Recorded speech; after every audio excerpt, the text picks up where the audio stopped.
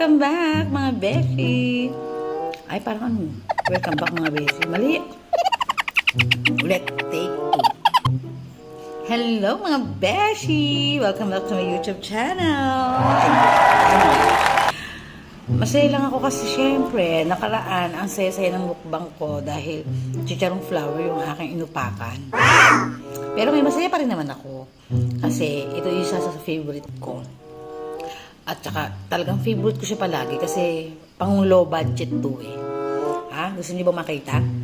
Okay, nakababad na siya sa suka eh, kaya ang sarap-sarap nito. Ay, tinan yung ulo. Yung tuyo ko, bakit nagkaganon ang ulo parang kinain ng daga?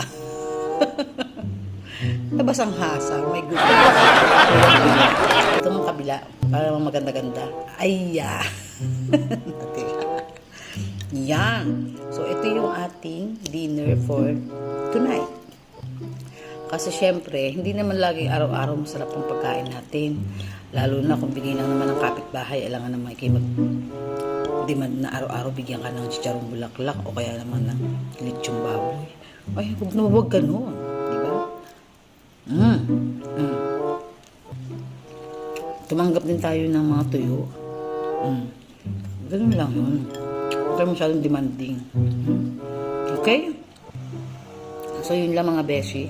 Isa lang ibig sabihin nito, talagang ang buhay natin ay minsan nasa taas ka, minsan nasa baba ka.